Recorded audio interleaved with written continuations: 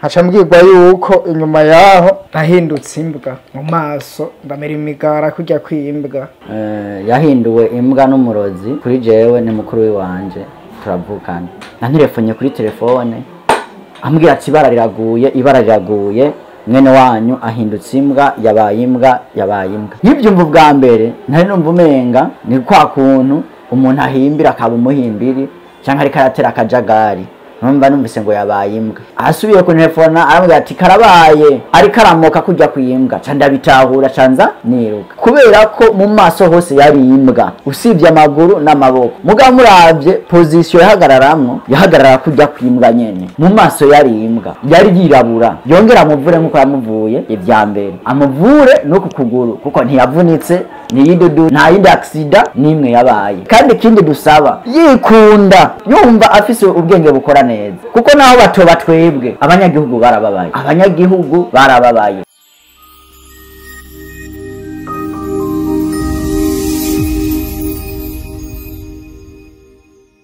Ego nanje ndabaramukije ku mazina banyitwa babera intwari Edigodare mba ku mutumba wa Karurama site Karurama. Ubugwayi bwanje uko bwaje nari nsanzwe ndi umuntu nkomeye nakora umwuga wo kubaka hama ku itariki 28 ari ku munsi wa kabiri ntashe mvuye ku kazi niho nahura nagira ngeze mu rugo haza imbwa nyinshi cyane ziramoka kabisa numva zirambujije amahoro. Cyo nakoze narasohotse ndazirukako hama ndazirutse ko harageze aho zikata hama subiye inyuma nanje nibwo ziyo zinyekiye cyane kubita mu musenyi w'umubanyi. Maze kubita mu musenyi w'umubanyi bwenge bwaciye butaka hama umugore niwe yantabarije n'uwundi mubanyi nyene naguriye ku mbuga aratabaza abandi bantu baraza kugezaho ntangura kubagwanya hama buryo bwenge aho nyene bwaciye butakariraho. Haca mbwirwa yuko inyuma yaho nahindutse imbwa mu maso ndamera imigara kujya kwimbwa. Hama inyuma yaho nkaba naciye nirukanga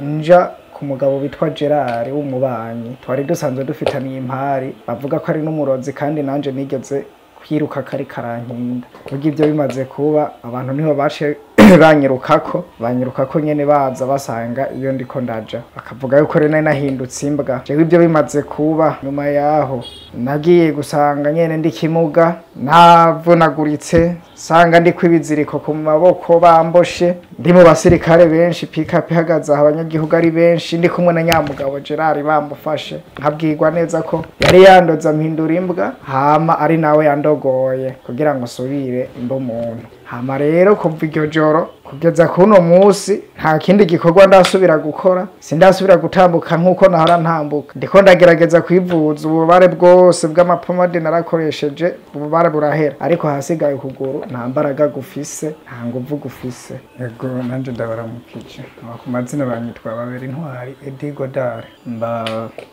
ku mutumba wa Karurama site Karurama. Ubugwayi bwanje uko bwaje nari nsanzwe ndi umuntu nkomeye nakora umwuga wo kubaka hama ku itariki 28 ari ku munsi wa kabiri ntashe mvuye ku kazi niho nahura nagira ngeze mu rugo haza imbwa nyinshi cyane ziramoka kabisa numva zirambujije amahoro. Cyo nakoze narasohotse ndazirukako hama ndazirutse ko harageze aho zikata hama subiye inyuma nanje nibwo ziyo zinyekiye cyane kubita mu musenyi w'umubanyi. Maze kubita mu musenyi w'umubanyi bwenge bwaciye butaka hama umugore niwe yantabarije n'uwundi mubanyi nyene naguriye ku mbuga aratabaza abandi bantu baraza kugezaho ntangura kubagwanya hama buryo bwenge aho nyene bwaciye butakariraho. Haca mbwirwa yuko inyuma yaho nahindutse imbwa mu maso ndamera imigara kujya kwimbwa. Hama inyuma yaho nkaba naciye nirukanga nja ku mugabo bitwa Gerard w'umubanyi twari dusanzwe dufitaniye impari bavuga ko ari n'umurozi kandi nanje nigeze kwiruka kari karankinda. Buryo ibyo bimaze kuba abantu niho bace banyirukako nyene baza basanga iyo ndiko ndaja bakavuga yuko rero nahindutse imbwa.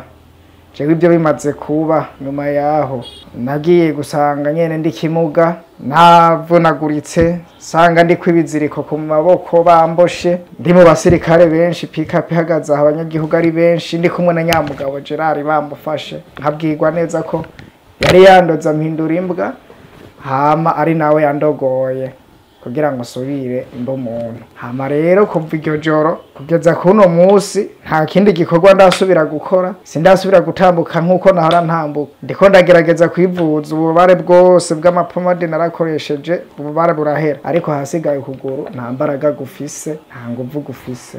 Nukuvuga ko Gerard ukuntu twari tubanye, je yari umuntu twara tuyaga tugahura nk'umubanyi, maze haragera igihe hatangura kuza hari mu kwezi kwa kabiri, duhuye akambira ngo nindamuhereza amahera agura isabune, duhuye akambira ngo nindamurihira amahera yo kwimosha, twasubira guhura ngo nindamugurira injya muri restaurant, twahura ngo nindamugurira ibinyobwa. Muri make yansaba icabonye ngiye gukora, aho mbonye nje kugura isabune tugahura yambwira nindamugurira isabune, nimba ari ico nguzenwa yambwira nindamuha icanwa, ariko mu ivyo byose yansabye nta na kimwe nigeze ndamuha. Ibyo ndabibamwuko kugeza hatangura kuntuma ibikere bibiri nkica nkatamwiwese, mu gatondo nkasanga biri hejuru byapfuye hejuru yiwese, kugeza aho mbwira umuntu aca arambwira ati wewe ibyo uzokwica uracubiturira ntibizosubira kugaruka.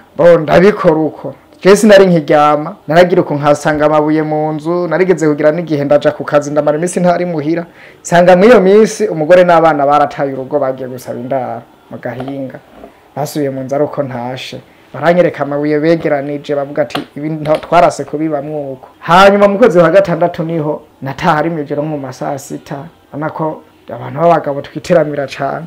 Gerard dutubirana rero ari ku mbuga ariko arankinda, tuca twirukanako. Ageze muhiri wiwe afise imyembe myinshi yateye kabisa, ni nawe umuntu afise parasera yagutse aho hantu, irimo nka parasera 10 n'izindi, yose n'imyembe gusa, n'inzu yiwe ntiboneka. Nukuvuga yuko muri iyo myembe niho yaciye anyikira, ndamugeza ku mbuga. Twarahaririye abantu nyene, ababanyi barabimenya, abatware baravyuka, bukeye yarashira mu manza, abatware bamurungika muri peje aranka kujayo, abaca babwira ahubwo ati reka duhigane, ko banse kumucira ngo urubanza guko namwise umurozi, ngo nibareke duhigane. Burya rero inyuma yo kumbwira ngo duhigane hari mu kwezi wa gatandatu, niho rero inyuma yaho mu kwezi kw'icumi kw'icenda icamura n'ivyo bibazo byuko ncamubwira n'ubu bumuga rero akampindura imbwa.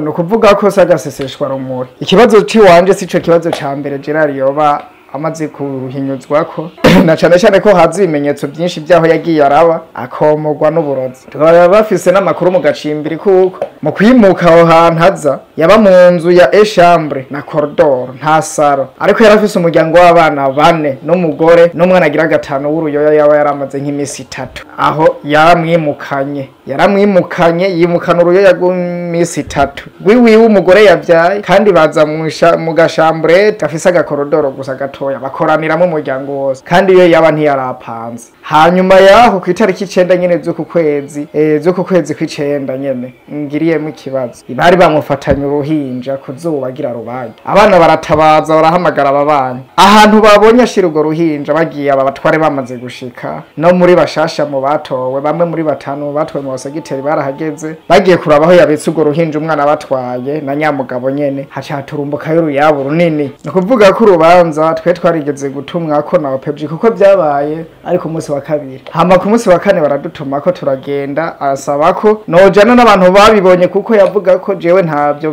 bishobora kuvuga, urumva ko atavyo narinzi. Yambwiye ati urazana babibonye abagutabaye abo bo barafashe n'uwo mugabo kugira ngo tugire ibyo tubibariza. Bose baragiye n'abatware baramwemeza neza ibyabaye, hama OPG arambaza ati none wewe usaba iki? Ndavuga ati jico nsaba nuko yomvura nkakira, hama akansubiza uko narimeze. Hanyuma maze imisi 2 ntariko ndakora ico gihe, urumva ko nayo maze imisi 2 akampa akaintuze mushahara jewe wanje kuko nkore 33 ku munsi, akampa umushahara w'iyo misi 2. Hama nari nkoze imisi 3 dimanche rendi na mardi nyene. Iyo misi 3 nenda koreyemo 110 naresegeranye 86 mu mahera nari maze gukoresha. Hama muri ayo mahera nayo ntayo nigeze ntahana, ubwo kuvaho natoromeye nyene byajanye n'ibyo uko navundaga uko nagira ntesi namenye ngo nimba narayasopwe nimba byagenze ntevye nasanze nayataye. Hama nasabye ibintu 3, ndasaba irasiyo yaho maze imisi nicaye, ndasaba ukuvuzwa ntiyigeze mvuza, nagiye mu madeni yo kugira ngo nkurikiranwe mvuzwe, nkasaba n'indishi yakababara.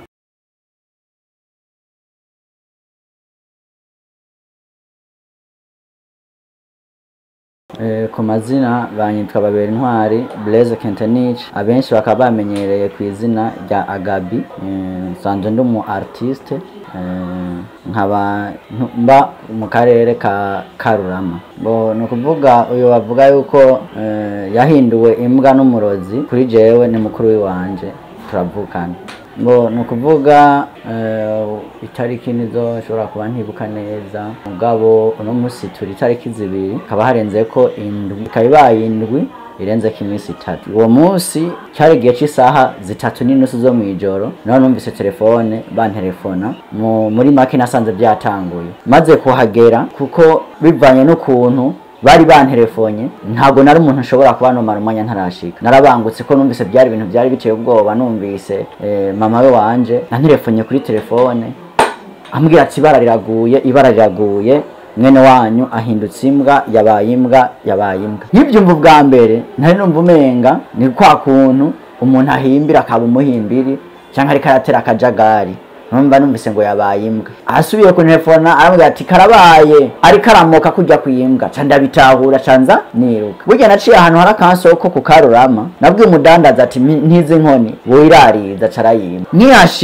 Ntihashika kubera ko mu maso hose yari imbwa, usibye amaguru n'amaboko. Mugabo muravye position yahagarara kujya kwimbwa nyene. Mu maso yari imbwa, yari yirabura. Ndamuravye ubwo baburamfata, ndamuhamagaye, ndamwegereye, ndamuhamagara, ahubwo acagomba kuntarukirako agirene anje amoka cyane. Ukuzi imbwa amajwi yose imokamo, nawe yarajye nyene yarahindagura agahindura kujya nyene kwimbwa komtere. Maze kubibona rero je ndamwegereye ko yariho nari nkishika, nta muntu numwe yari yegereye ahantu hari, n'abantu b'abagabo bari kure, haramarira n'ubwoba. Aje kunjya rero naje umutima byaraniye kwifata, namukubise iyo nkuni nari mfise ngaha, ndayimukubita ku musaya. Ariko suje agacime nyuma ndiyumvira uyu nkubise ni mwene mama.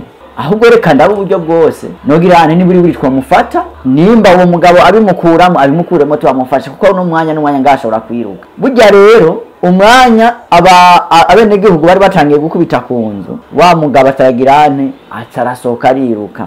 Nta numwe yumvise ingene asohotse, usibye ko ikimenyetso cyatweretse ko asohotse. Kuko twari ko tumumva mu nzu, mu idirisha yararabira mu idirisha nyamugabo. Mugabo ikintu cyagiye kutwereka ko asohotse nuko uwo yari yahinduye imbwa, yirutsa mukurikira yaja. Nandi yatabawe nta numwe yari kumenya ngo naka arasohotse, atayiruka mukurikira. Yamubonye rimwe rizima, ntabwo basubiye kumubona. Uwo yahinduye imbwa acayiruka amukurikira. Nanje canzunguruka ndamwiruka. Urazi kwiruka n'umuntu agenda n'amaguru n'amaboko, nawe uri kugenda n'amaguru abira kagusi. Yaransize ndiruka birakomera mu iryo joro. Aho hari amaze gushika mu masaha ya 4:30 z'ijoro, nahashitse 3:30. Intambara ari intambara. Je rero canja mu byo kuvuga ati reka mfate umwene mama, ko mbona ariko yiruka jayo. Ivyo ari byo byose ahari karamukurikira, kuko inzira uwo mugabo yafashe inzira ija hano kumwonga, kuko igepfo hari ahantu bitwa mu Nyakabaraza, uri kuva muri Aveni uja kuri Sisi, uja kwibarabara rya 6. hari ahantu hari umwonga bitwa Nyakabaraza. Ati ko ariko yiruka mukurikira hariya akagerayo, ahubwo bizoye mujanye Burundi. Ikintu nakoze naramufashe, turanigana yarafise inguvu, wamenga n'inkinza abantu benshi kandi arumwe. Turagwana yahindukira ashaka kunjya nkamuhindukiza uko, nkamuhindukiza uko, kuko naciye ndamufata ndamuturitse inyuma, ndamuturutse inyuma. Ujya ubone nabwira wese amfashe, ahubwo ahageze anshikiriye yaca asubira inyuma yiruka kubera ubwoba. Abantu b'abagabo bose harabuze n'umwe yoza kumfasha. Hagiye kuboneka umuntu umwe wenyene, nawe nyine ni muramwanje abaye gucimba aravuga ati urabizi yuko n'ubundi bakunda kuwuca mu kiringo nyiri umupfu niwo afata hano, nyiri umuzigo niwe aterwa haremeye. Ararabati n'umuryango, reka mfe kwiyahura nawe. Nukuvuga nawe yabaye nko kwiyahura, araza aramfasha ndatuma kikiziriko kugira tugirene turabe ko twomuboha. Biranka aradukumbagaza, biranka, turanigana. Mugabo bwa mbere mu nyuma ibyo bitaraba, kubera uko kuntu yarameze nk'imbwa, abenegihugu mbere bavuga ati uyu ntago ari we Edi, ahubwo uyu niwe Nyamurozi. Umwe muri bo yazanye umupanga agira muteme, mama ararira ati reka nimunyicira umwana, numunyishira umwana uwo niwe wo n'umuhungu wanje ngo yanguno wamurozi nyene ngo ndubona ko ari imbwa nukuvuga yatabawe n'amarira ya mama baba baramureta tumaze kumufata rero kubera ko wamurozi yirutse tukamwiruka ko tukaburi yaja abamwiritse ko bakaburi yarengeye twaciye duterura turavuga ati reka tumusubize aho twamukuye ku mbuga turamuterura twamuboshe tumushira ku mbuga aguma gwana kuko aho yaba yicaye hose ahagaze uku yaguma areha kujya kwimbwa yumvirize wa mugabo yirukiye akagwana burya rero haheze umwanya munini cyane niho twumvise abantu hepfo baza bamufa donc n'abamufashe bavuze yuko bari bazi ko ari umusuma n'uwamufashe rero yagize bonne chance kugitora ikintu icyo ari cyo cyose ukubita umuntu asanga atoye ikigombo nande ntabwo ari kumufata kuko bamwirutse ko bose hamwe baramubona ari munini ahandi bakamubona ari mutoya ahandi bakamubura nicyo cyatumye abananira kubafata abananira ko bomufata ariko abo bandi bepfo kwera umva bamwirutse ko icyo yatoye n'icyo yamukubise asanga amukubise ikigombo amaze kumukubita ico gikoti intege zicashacika acaragwa hasi aca baramuzana twabonye bamufata bamuzanye n'abamufashe nta nubwo bari barimwo mwiyo nkundura yarira aho hantu bamushikanye rero inzego z'umutekano zamaze baramwicarika baramujana ahantu nyene hatari mu kavuyo baramubwira ati vy'ukuri nimba uzi ko wikunda rabuvuru no muntu canke tuguha abanyagihugu bamenye ico bagukoze amaze kubona bimuteye ubwoba kubera ko we kuva mbere yaguma hakana ngo jewe ngo n'umuco kwino umwana ngo ntawo nzi ngo n'umuco kwino umwana ngo ntawo nzi uvuye ngaho tamuvuye ariko ku itariki 9 z'uku kwezi nyene tuvuyemo akaba yari yafata mu mwana w'uruhinja amujanye muri toilette umwana atari gwiwe ariko ababibonye bari abana hamaze gushika abantu bakuru barabye abantu yafuka iyo mwana havaye igipusi kinini abatware barahagera segiteri umushasha arahagera kugera igihe abanyagihugu bose bagira ubwoba uwo mwana yamubonye atwaye uwo mwana muri toilette atwaye urwo ruhinja muri toilette nubu nyina wiwe yarakigwaye guhera uwo munsi yaciye ahera hafa yaramaze imisi mu masengesho basenga hama rero nukuvuga bamaze kumwicarika yumva ati hano hantu kweri sindahava niho yegereye abwira umuntu umwe mu gutwi amubwira utuntu aza gusoroma inyuma ni paraseri we kuko atemye mbe myinshi n'ibindi byazi amubwira utuntu asoroma inyumba zuramumotereza amaze kumumotereza ona uko yariko arakuga nk'imbwa kuko naho twari twamujyanitse aboshe yaguma yigaragura kujya nyene imbwa yigaragura mu musenyi kujya nyene twamubosha gumagiru burya amaze kumumotereza atangira kwatsamura aratsamura ndavuga ati tumujane nyuma huyu ari kuko yari mu kigo afise abamucungereye abasirikare n'abasiri basirikare bacungereye uwo wundi no kuvuga bari mu mpande zibiri zitandukanye umwe yari mu kigo inyuma ubundi yari mwirembo caramujana ndavuga ati tuje mwirembo tumaze gushika ijya mu kigo Prito tumaze kugera mu kigo bamwicarika impande bamuhagarika impande yiwe baramubwira ati mufata ukuboko tugende amanza aranka mugabe ikintu yakoze jewe nibonera n'amaso yiwanje yamukoze kuko kuboko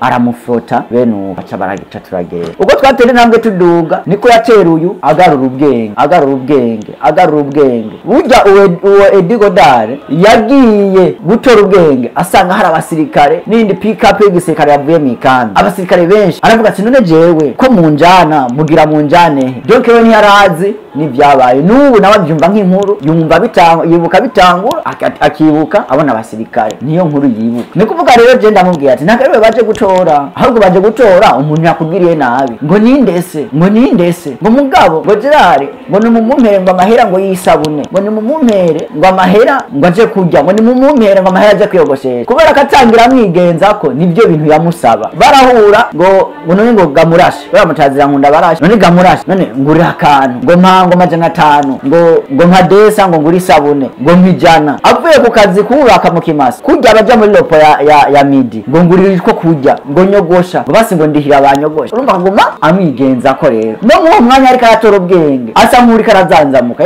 avuga ati ngo nimumumpere Gerard ngo amahera yisabune ngo nimumumpere ngo amahera yo kwiyogoshesha ngo nimumumpere gutwo kujya ngo ngaho mu restaurant ariko uko ahera umwanya akaguma atora kenge ariko bamumotereza bya byatsi yabategeka wenyene je kubwanje ikintu saba kuko urabona yari umugabo atunze umuryango kuva uwo munsi burya handurutsemo ingwara mu kuguru y'ubumuga uko kuguru ntababara nta misonga ntatonekara ariko nta nguvu ntiyotambuka adafise ibeki nukuvuga ikintu je nasaba nk'inzego z'umutekano byasaba yuko bamukurayo bamushira ahantu hari abenegihugu canke bamutera ubwoba yongera amuvure nk'uko yamuvuye ivya mbere amuvure nuko kuguru kuko ntiyavunitse ntiyiduduye nta yindi aksida nimwe yabaye kuko kuba ameze uku akaba ariko agendera ku bekiye c'est pas l'action pas l'accident ni ibintu byabaye bimuvuye kuwo mugabo nazira amuvure kandi ikindi dusaba yikunda yumva afise ubwenge bukora neza kuko naho batoba twebwe abanyagihugu